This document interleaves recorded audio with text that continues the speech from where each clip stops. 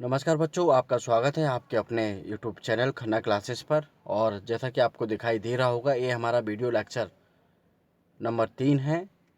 हम कक्षा 10 के लिए सामाजिक विज्ञान विषय के महत्वपूर्ण प्रश्नोत्तर अभी पढ़ रहे हैं फ़िलहाल। और ये अध्याय 1, जो हमारा अध्याय 1 है, अध्याय 1 में टॉपिक है कृषि फसलें।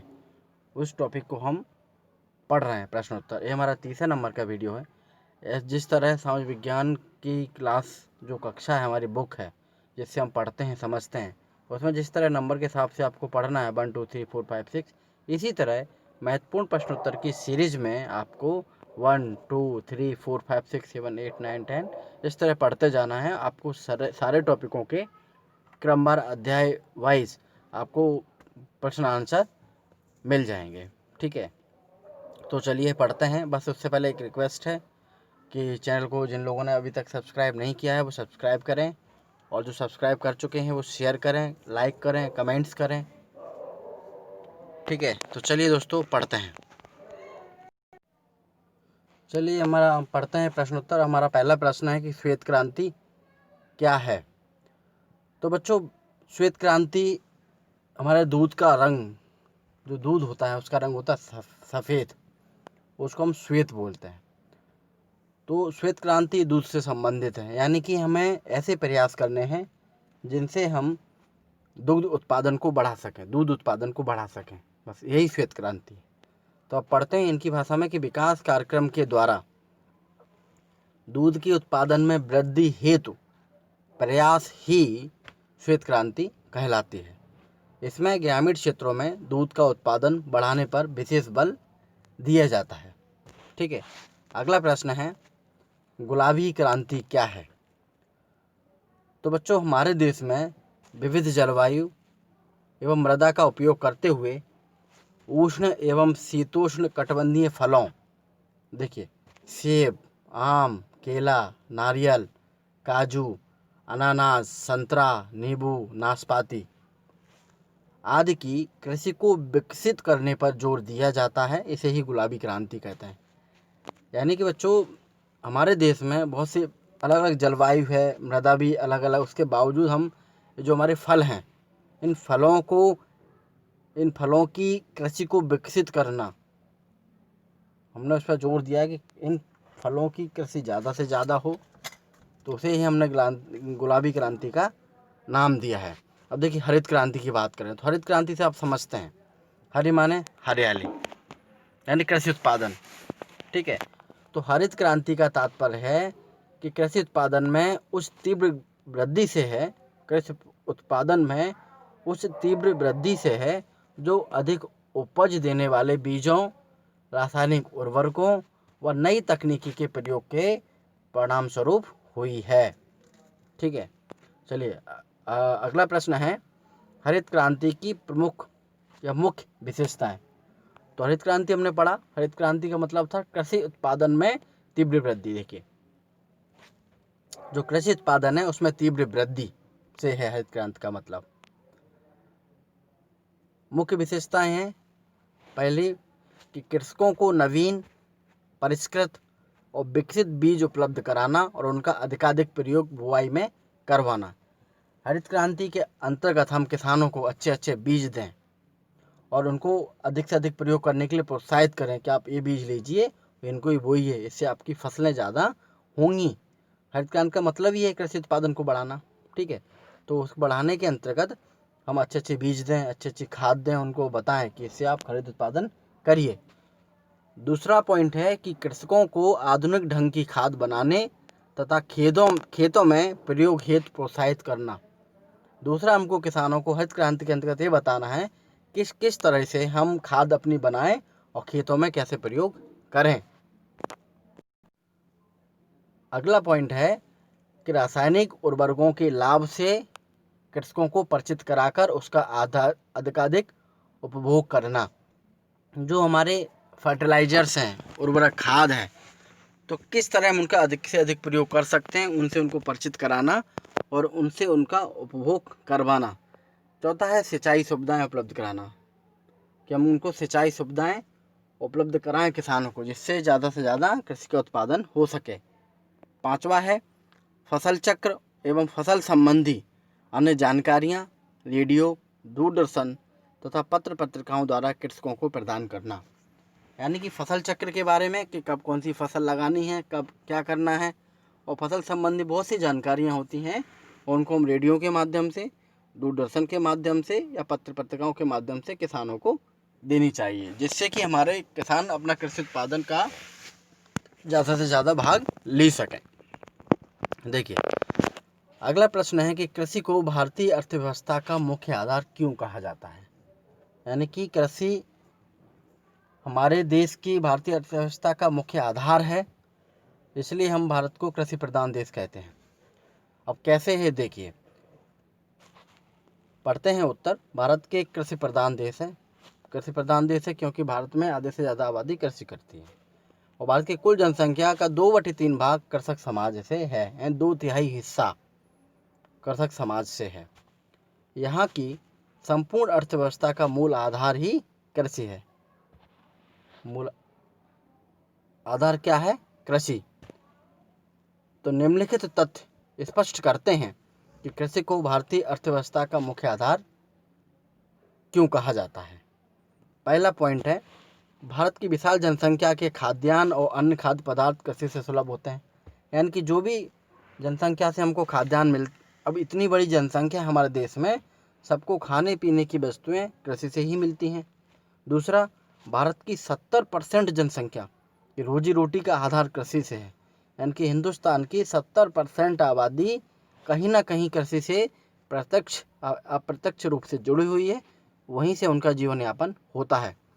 तीसरा पॉइंट है, कृषि से ही भारत के प्रमुख उद्योगों को कच्चा माल प्राप्त होता है, जैसे वस्त्र उद्योगों को कपास, रेशम, ऊन, जूट कृषि से ही मिलता है। यानी कि जो हमारा औद्योगिक क्षेत्र है, इंडस्ट्री है, इंडस्ट्री भी हमारी कृषि पर ही निर्भर है, क्योंकि इंडस्ट्री उद्योगों के लिए जो कच्चा माल है वो हमें कृषि से ही मिलता है। जैसे चीनी उद्योग को गन्ना कृषि से मिलता है। चौथा पॉइंट है कि भारत का अधिकांश व्यापार कृषि जन्य पदार्थों पर निर्भर है, और जो बिजनेस भी है भारत में, जो व्यापार भी है, वो ज़्यादा से ज़्यादा कृषि से जो वस्तुएं पैदा हो रही हैं उन्हीं पर निर्भर करता है, उन्हीं के आसपास है, उन्हीं का व्यापार करता है। उम्मीद है कि आपको अच्छे से समझ में आ रहा होगा। अगर आपको समझ में नहीं आ रहा है तो आप कमेंट्स बॉक्स में कमेंट करके हमको बता सकते हैं कि आपको इस वीडियो का कौन सा प्रश्न आपको समझ में नहीं आया।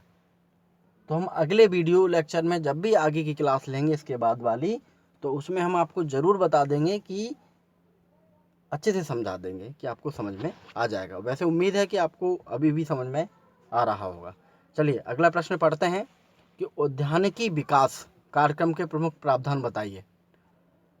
अब उद्यानिकी विकास कार्यक्रम के प्रमुख प्रावधान हैं, पहला तो कलम बैंक स्थापित करना, पर्याप्त गुणवत्ता वाले पौधों का उत्पादन और पूर्ति क्षमता बढ़ाना। ठीक है, कलम बैंक माने जो पौधे होते हैं, कलम बैंक का स्थापित करना और पर्याप्त गुणवत्ता वाले पौधों का उत्पादन और पूर्ति क्षमता बढ़ाना। यानी कि कई पौधे ऐसे होते हैं जिनके लिए हमको पेड़ की एक कलम ही लगा दी जाए तो उससे पेड़ लग जाता है। तो कलम बैंक माने कि ऐसी हमको जगह बनानी है जहाँ पर सारे पौधों की कलम उपस्थित रहे, पर्याप्त गुणवत्ता भी हो उनकी, और जितनी भी डिमांड आए और हम उसकी पूर्ति कर सकें, जितनी भी डिमांड आती है उसकी, तो उसको बोलते हैं बैंक। ठीक है, कलम बैंक। अगला है कि पॉइंट, बागवानी फसलों के उत्पादन और उत्पादकता में वृद्धि करना। जो बागवानी की जो फसलें हैं उनके उत्पादन में वृद्धि करना है, उत्पादकता में वृद्धि करना है। तीसरा है मिट्टी एवं पत्तियों के परीक्षण हेतु प्रयोगशालाएं, पौधशालाएं, पॉली हाउस, ग्रीन हाउस की सुविधा बढ़ाना। यानी कि हम कौन सी मिट्टी किस पेड़ के लिए यूज़ करें, और उसके लिए उत्पादन बढ़े, इसके लिए मिट्टी हमें पता होना चाहिए कि किस पौधे के लिए कौन सी मिट्टी यूज करना है। तो मिट्टी और पत्तियों के परीक्षण के लिए प्रयोगशालाएं बनाना या पौधशालाएं बनाना, पॉली हाउस, ग्रीन हाउस की सुविधा बढ़ाना। अगला पॉइंट है चौथा कि निर्यात के लिए उच्च किस्म की बागवानी फसलों का उत्पादन बढ़ाना। यानी कि अगर हम उच्च किस्म की बागवानी फसलें करेंगे तो हमारा निर्यात बढ़ेगा। पांचवा है कि उच्च किस्म के प्रसंस्करण उत्पादों की पैदावार बढ़ाना। यानी कि ऐसी वस्तुओं को बनाना कि जिनके उपयोग से हम अच्छा प्रोडक्ट बना सकें, आउटपुट अच्छा उत्पादन कर सकें, ये हमारा उद्देश्य है। चलिए अगला प्रश्न है कि भारतीय कृषि की प्रमुख समस्याओं का वर्णन। जो भारत की कृषि है उसमें क्या समस्याएं हैं उसके बारे में बात करते हैं। तो पहली समस्या है कि छोटे खेत। भारत में अधिकतर जोतें छोटी हैं, उनके असमान वितरण से सामाजिक तनाव, हिंसा और असंतोष पैदा हो रहा है। दूसरा है वर्षा पर निर्भरता। मानसूनी वर्षा की अनिश्चितता के कारण कृषि उत्पादन पर प्रभाव पड़ता है तथा सिंचाई साधन सभी जगह विकसित नहीं हैं। तीसरा है कि पुरानी पद्धति का उपयोग। कृषकों द्वारा पुरानी कृषि पद्धति का ही उपयोग किया जाता है, प्राचीन कालीन उपकरण ही काम में लिए जाते हैं। चौथा है कि कृषकों की अज्ञानता और गरीबी। किसानों की गरीबी तथा वैज्ञानिक तकनीकों का ज्ञान नहीं होने के कारण मृदा की प्राकृतिक उर्वरता और भी घटती जा रही है। यानी कि चार प्रमुख समस्याएं। एक तो खेत छोटे हो गए हैं, किसान वर्षा पर निर्भर होना पड़ता है, पुरानी पद्धतियों का उपयोग कर रहे हैं, और किसान की अज्ञानता और गरीबी। यानी कि नए अच्छे मशीनें नहीं ले पा रहा है, उसको ज्ञान भी नहीं है कि कृषि को हमको किस तरह से हम उसका कृषि उत्पादन बढ़ा सकते हैं। ठीक है, चलिए अगला प्रश्न है कि हरित क्रांति क्या है और इसकी विशेषताएं क्या है। इसके सामाजिक प्रभावों को समझाएं। यानी कि हरित क्रांति क्या है इसको समझेंगे, उसकी विशेषताएं समझेंगे और उनका क्या प्रभाव है वो भी समझेंगे समाज पर। तो जब कृषि के उत्पादन में अधिकाधिक वृद्धि होती है या हो जाती है तो इस प्रक्रिया को हरित क्रांति के नाम से जाना जाता है। यानी कि कृषि उत्पादन हमारा अच्छा हो गया, यानी कि हरित क्रांति हो गई। यह महत्वपूर्ण कृषि योजना है।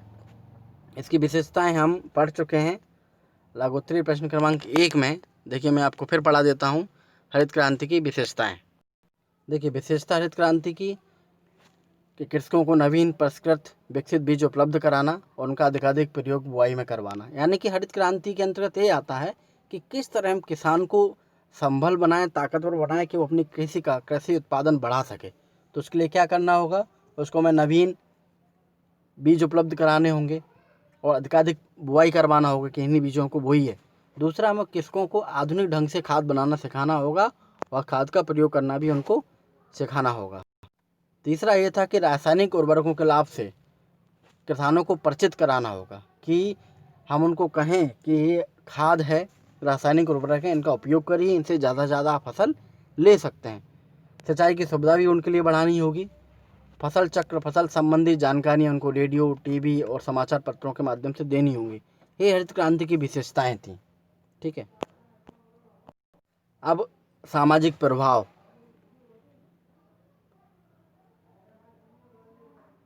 अब हम पढ़ेंगे सामाजिक प्रभाव। देखिए पहला है कि उसका सामाजिक प्रभाव क्या पड़ेगा इस क्रांति का। एक तो प्रति व्यक्ति आय बढ़ेगी, जिसके परिणामस्वरूप क्या होगा, लोगों के जीवन स्तर में सुधार होगा। दूसरा, किसान अब पहले से अच्छे और पक्के मकानों में रहते हैं। उनके पास स्कूटर, कारें हैं, ट्रैक्टर तो पंजाब में आम बात हो गई। ये हरित क्रांति के प्रभाव हैं। हरित क्रांति के तहत सरकार ने कुछ सुविधाएं मुहैया कराई।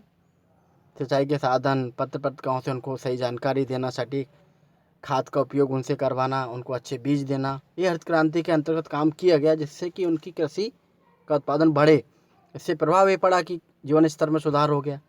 आज किसान ट्रैक्टर, स्कूटर, कार सब कुछ रखने लगे हैं। और तो और हरित क्रांति के परिणाम स्वरूप किसानों में साक्षरता बढ़ गई, स्वास्थ्य संबंधी नियमों के बारे में जानकारी बढ़ रही है, उनका दृष्टिकोण वैज्ञानिक बनता जा रहा है। जहाँ स्कूल खोल रहे हैं वहाँ अस्पतालों की व्यवस्था की जा रही है। चौथा, गाँव के लोग अब खुले और हवादार मकानों में रहने लगे हैं और अपने मनोरंजन के लिए रेडियो, टीवी, सीडी प्लेयर रखने लगे हैं। 5, किसान अब परंपराओं, रूढ़ियों और अंधविश्वासों से मुक्त होने लगे हैं। तो बच्चों अब कुछ महत्वपूर्ण अंतर पढ़ने जा रहे हैं हम। देखिए श्वेत क्रांति और पित्त क्रांति में क्या अंतर है। 3 अंतर लिखिए। श्वेत क्रांति कह लें, पीली क्रांति कह लें। देखिए श्वेत क्रांति ये क्रांति पशुपालन और दुग्ध उत्पादन से संबंधित है। श्वेत क्रांति बताया ना, श्वेत दूध का रंग श्वेत होता है, यानी कि श्वेत क्रांति दुग्ध उत्पादन और पशुपालन से संबंधित है। जबकि पीली क्रांति खाद्य तेलों और तिलहन फसलों के उत्पादन से संबंधित है। सरसों की खेती, पीले पीले फूल आते हैं तो आप उसी से अंदाजा लगा लिए, पीला माने तेल, तिलहन, ठीक है। को खाद्य तेलों और तिलहन फसलों के उत्पादन से संबंधित क्रांति को हम पीली क्रांति कहते हैं। श्वेत क्रांति में दूसरा पॉइंट है, डेयरी विकास कार्यक्रमों के द्वारा दुग्ध उत्पादन में वृद्धि इसका मुख्य उद्देश्य है, ठीक है। डेयरी विकास कार्यक्रम चल गए श्वेत क्रांति से। पीत क्रांति से तिलहनों के उत्पादन के क्षेत्र में अनुसंधान एवं विकास करना मुख्य उद्देश्य है। यानी तिलहनों के उत्पादन से क्या हो गया, अनुसंधान कार्यक्रम होने लगे और विकास के दूसरे भी कार्यक्रम होने लगे। तीसरा श्वेत क्रांति में पढ़ें तो सरकार द्वारा विदेशी नस्लों की गायों और स्थानीय गायों की नस्लों के संकरण से नई किस्में तैयार कराना। यानी क्या हो गया, श्वेत क्रांति से हम विदेशी नस्लों की गायों और स्थानीय गायों की नस्लों के संकरण से नई किस्में तैयार करने लगे। पीली क्रांति का तीसरा पॉइंट है कि राष्ट्रीय, राज्य और स्थानीय स्तर पर कृषि अनुसंधान और तिलहन उत्पादन हेतु ऋण देने वाली संस्थाएं शुरू करना। ये 3 डिफरेंस हैं दोनों में बेसिकली। अब हम आखिरी प्रश्न बचा है हमारा कि रबी और खरीफ की फसलों में कोई 4 अंतर। देखिए, जो फसलें शरद ऋतु के आगमन पर बोई जाती हैं रबी की फसलें कहलाती हैं, शरद ऋतु। और जो फसलें वर्षा ऋतु के आरंभ में बोई जाती हैं उन्हें खरीफ की फसलें कहते हैं, ठीक है। वर्षा, शरद, खरीफ, रबी की फसलें शरद ऋतु में। आप ऐसे याद रखिए, रबी में रा आ रहा है, शरद में भी रा आ रहा है, बस एक याद हो जाए, दूसरा याद नहीं रहेगा, ठीक है। खरीफ में रा पे मात्रा लगी है, लेकिन ऋतु में, ये वर्षा में रा नहीं है, उस पर कोई मात्रा नहीं है, अक्षर में ला लेंगे आप। तो रबी की फसल, देखिए रबी और शरद, इसमें रा आ रहा है, बस ऐसे याद रखिए कि रबी की फसल